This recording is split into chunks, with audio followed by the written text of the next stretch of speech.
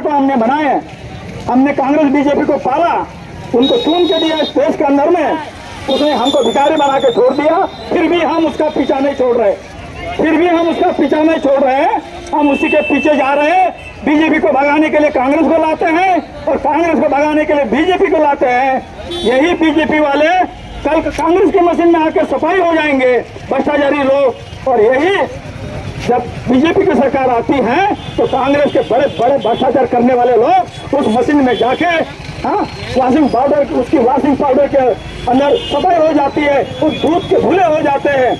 ये आप लोग देख रहे हैं, इसके बावजूद भी आप उनका समर्थन करते हो, तो आप आने वाली पीढ़ी का, अपने आने वाली नाती पोती का बहुत बड़ा नुकसान कर रहे हो आप लोग। वो लोग कल तुम्हें बोलेंगे कि दादा बाबा आपने हमारे लिए क्या छोड़ के रखा है, तो बेरोजगारी छोड़ के रखा है। हाँ, आपने वो सरकार बनाई थी, आपने वो सरकार बनाई थी जिसने हमको बेरोजगार बना दिया है, फिर भी आप उसके पीछे जा रहे हो। कोई कांग्रेस का मेंबर है, कोई बीजेपी का मेंबर है, कोई शिवसेना का मेंबर है, कोई राष्ट्रवादी का मेंबर है, और सबके सब एक दूसरे के अंदर घुस गए हैं।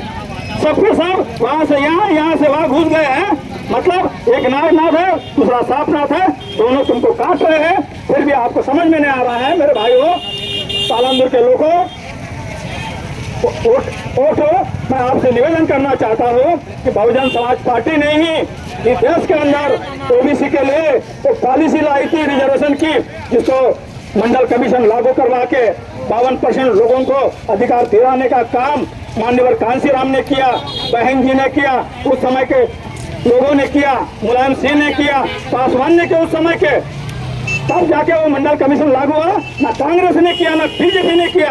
आज कम से कम आपको 70% को मिल रहा है आरक्षण, वो भी वो खत्म करना चाहते प्राइवेटाइजेशन करके, और आपको बेरोजगार बनाना चाहते। लेकिन हम उनके खुद के कल्याण के लिए उनके नेता बनते हैं, उनके पार्टी के नेता बनते हैं, क्योंकि हमारा खुद का कल्याण हो जाए और समाज का नुकसान हो जाए। लेकिन बहुजन समाज पार्टी ऐसी नहीं है।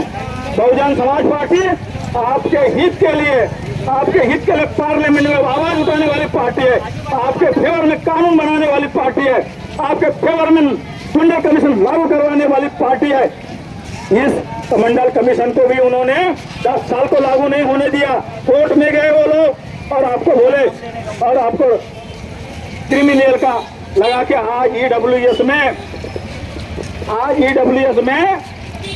8 लाख वाला गरीब नहीं है, 8 लाख रुपया गरीब नहीं है, लेकिन ओबीसी आदमी 4 लाख रुपया होने से भी क्रिमिनल में आता है। ये परिस्थिति है देश के अंदर में इन्होंने पैदा की है। मतलब तुमको कुछ नहीं मिलना, जो मिलता है उसको भी हम हड़प लेंगे कैसा भी करके, उल्टे सीधे कानून बना के। आप रोजगार क्या, जहाँ 8 घंटे का काम करना पड़ता था किसी मजदूर को, नए कानून बना के उसको 12-12 घंटे काम करवा रहे हैं उसको। मतलब प्राइवेटाइजेशन होता क्या है, सिंपल सा गणित है। प्राइवेटाइजेशन में ऐसा है, जहाँ 100 लोगों की जरूरत होती है, जहाँ 100 लोगों की जरूरत है, प्राइवेटाइजेशन में 50 से काम करवाया जाता है। मतलब 50 लोगों को काम से बेकार करके भूखा रख के मरवाया जाता है, और 50 आदमी को अंदर लेके डबल काम करवा के उससे, मतलब 100 का काम है तो 50 लोगों को करना पड़ेगा प्राइवेटाइजेशन में, प्राइवेट में। तो 50 लोग भूखे मरते हैं और 50 लोग काम करके, डबल काम करके आधी उम्र में खत्म हो जाते हैं। इसको बोलते हैं प्राइवेटाइजेशन। अब आपको सोचना है कि प्राइवेटाइजेशन जिन 2 पार्टियों ने किया देश के अंदर में, तो कितनी ईमानदार पार्टी होगी। चंदे का पैसा, आज बहुजन समाज पार्टी को चंदा 1 रुपए का भी नहीं मिला है, 1 रुपए का इलेक्ट्रिक बांड किसी ने नहीं खरीदा किया, ना हम धन्नादेरों से पैसा लेते हैं। ये जाहिर हमने नहीं, उन्होंने किया है। उन सबको पैसा मिला है, कांग्रेस को मिला है, बीजेपी को मिला है, शिवसेना को मिला है, राष्ट्रवादी को मिला है। अब एक दूसरे को चोर कैसे बोल सकते हैं ये लोग, सबके चोर है। और वो पैसा भी तुम्हारे टैक्स का पैसा होगा, पब्लिक वो तो तुम्हारे टैक्स का पैसा था। उन्होंने बोला अरे टैक्स में मत दो, टैक्स में देखा तो हमको रोजगार उपलब्ध करना पड़ेगा, और तुम हमको बैक डोर से देंगे, इलेक्ट्रॉनिक बांड खरीद करोगे, पार्टी के लिए देंगे, तो तुमको पैसा तुम्हारा भी बचेगा और हमारा भी काम हो जाएगा। हम बड़े बड़े एडवर्टाइजमेंट कर सकते हैं, बड़े बड़े होर्डिंग लगा सकते हैं। बीएसपी के पास में पैसा नहीं होता है। हमारे जैसे छोटे मोटे कार्यकर्ता अपने पैसों से, अपने पेट्रोल से आप तक पहुंचते हैं और लोग हमसे पूछते हैं कि आप भी ऐसे ही निकलोगे।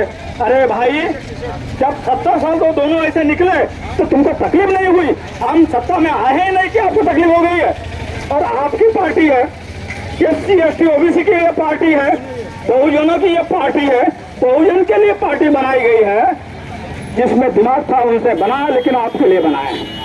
अगर इस पार्टी के अंदर में आप घुस जाते हो, आप आ जाते हो, इस पार्टी को आगे बढ़ाते हो, इस देश के अंदर में BJP शिवसेना कहीं भी खड़ी नहीं रहेगी, राष्ट्रवादी कहीं खड़ी नहीं रहेगी, सबका खात्मा हो जाएगा और आपका राजा बनेगा, आपके समाज का राजा बनेगा। कोई SC वाला नहीं बनने वाला, OBC वाला नहीं बने, सबके सब राजा बनेंगे। और आप सरकार बनाओगे तो आप अपने बाल बच्चों के लिए अच्छी प्लानिंग बनाओगे पार्लियामेंट में बैठ के, तब जाके आपके हल, आपके समस्या का हल निकलेगा। समस्या है, समस्या का हल है। और आज के तारीख में एक ही हल है, बहुजन समाज पार्टी को आपको भारी से भारी बहुमतों से जिताना होगा और दोनों के वोट BJP से हटा के, कांग्रेस से हटा के अपने बहुजन समाज पार्टी को दीजिएगा। आपके बहुजन समाज पार्टी को ये वोट दीजिएगा। इस वक्त परिवर्तन आने दो, देश के लोगों, पालनपुर के लोगों, इस वक्त ये देश ऐसा परिवर्तन आने दो कि उनको भी समझ में ना आया कि हुआ क्या है। आपको बदलना होगा, आपके आने वाली पीढ़ी के लिए बदलना होगा। और ये आप सोचेंगे तो दोनों बार हो जाएंगे और बहुजन समाज का हाथी पार्लियामेंट में पहुंचेगा, वो आपके समाज का हाथी होगा, आपके समाज का कुंभलकर होगा, बहुजनों का कुंभलकर होगा। वो उम्मीदवार हमारा बहुजनों का है, बहुजन समाज पार्टी का उम्मीदवार जो भी बनता है बहुजन के लिए होता है और वो तुम्हारे हित में पार्लियामेंट में पहुंचेगा तो तुम्हारे हित में कानून बनाएगा।